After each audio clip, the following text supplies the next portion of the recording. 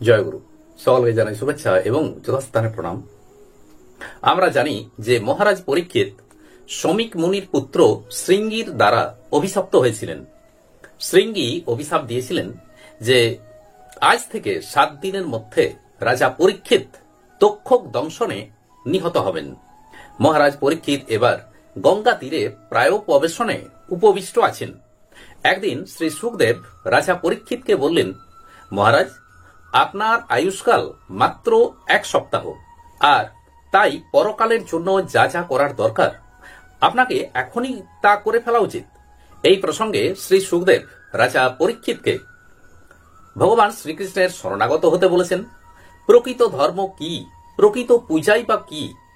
আর রাজা পরীক্ষিতের তো এই 1 সপ্তাহ কাল মাত্র আয়ু আছে।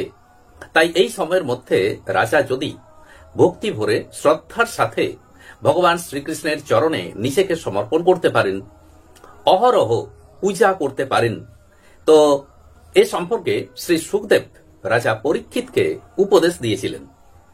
আজ এ নিয়েই পাঠ ও আলোচনা করব।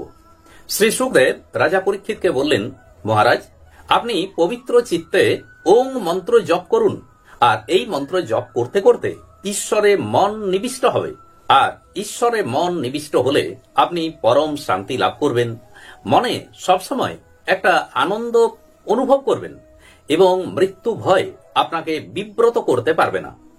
সুখদেব বললেন যে বিষয়াসক্ত ব্যক্তি যদি দীর্ঘ জীবন লাভ করে থাকেন তো সেই জীবন কিন্তু বৃথা। দীর্ঘ জীবন তাদের জন্যই উপযুক্ত যারা সচেতনভাবে ভগবত চিন্তায় দিনাতিপাত করেন। শতবর্ষ ভোগ সুখে অপব্যয়িত করে যদি জীবনের শেষ প্রান্তে পৌঁছে এক মুহূর্ত বা একটা দিনও যদি ভগবান শ্রীকৃষ্ণের নাম জপ স্মরণ ভজন পূজন ইত্যাদি করা যায়, তাহলে ওই একটা দিন 100 বৎসরের থেকে আরো বেশি মূল্যবান। শ্রী সুখদেব বললেন যে এই সংসারে ভোগ সুখে আসক্ত ব্যক্তি যিনি ভাগবত চিন্তা রহিত, তার কাছে বহু বর্ষ পরমায়ু লাভে কোনো ফল হয় না। কিন্তু মানুষ যদি এটি মনে রাখতে পারে যে আমার জীবনে আর যতটুকু সময় আছে, কিংবা এইটুকু তো আর সময় আছে, তো এইটুকু সময় যেন বৃথা না হয়, আমি যেন এই সময়টুকু ভগবান শ্রীকৃষ্ণের কথা স্মরণ করতে পারি, মনে মনে ভজন পূজন করতে পারি, এবং ওম মন্ত্র জপের মধ্য দিয়েই যাতে করে আমি এই সময়টিকে ব্যয় করতে পারি। শ্রী সুখদেব বললেন যে এই প্রকার চিন্তা, এই ধরনের মানসিকতা, এটিই কিন্তু শ্রেষ্ঠ। কারণ সেই মুহূর্তটি যদি শুভ কর্মে ব্যয় হয়, মঙ্গলজনক কর্মে ব্যয় হয়, তাই কিন্তু অশেষ মঙ্গল সাধন করে। তাই সুখদেব বললেন, মহারাজ, আপনার জীবনের এই যে কয়েকটা দিন পরমায়ু আছে, এই কয়েকটি দিন আপনি কেবলমাত্র হরিকথা শ্রবণ মনন ও কীর্তনে অতিবাহিত করুন। এতেই আপনার এই দুর্লভ মানব জন্ম সার্থক হবে। মৃত্যু একটা বৃহৎ সত্য, সংসারী মানুষ এটা মনে রাখে না, আর সেই কারণেই তাদের জীবনে নানান অনর্থ সৃষ্টি হয়।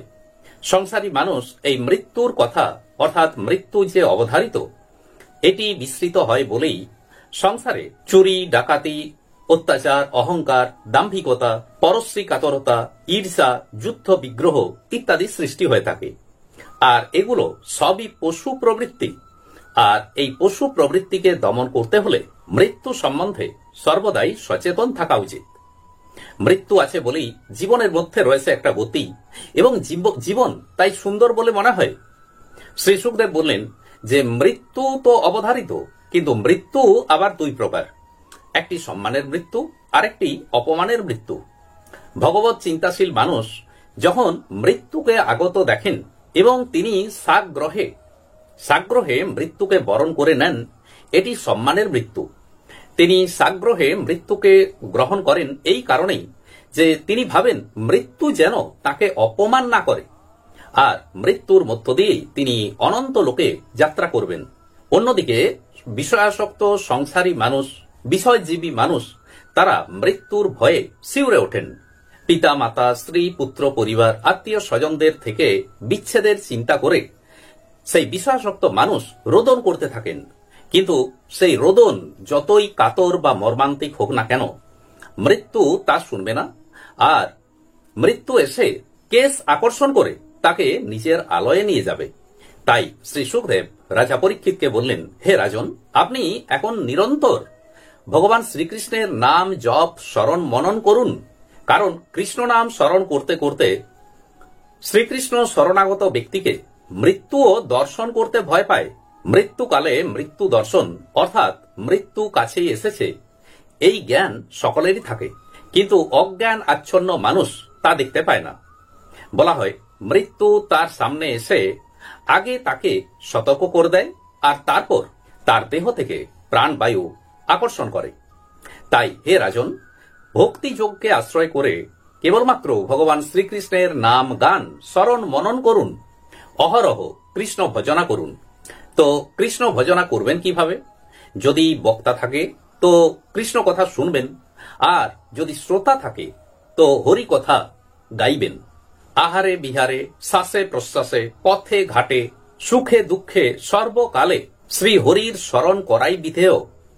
আসলে ভগবান বলেছেন যে কোনো একটা বিষয়ে যদি মন নিবিষ্ট থাকে, অর্থাৎ একমুখী আগ্রহ যদি থাকে, তাহলে জীবনে দুঃখ আসে না, পরিবর্তে আসে শান্তি।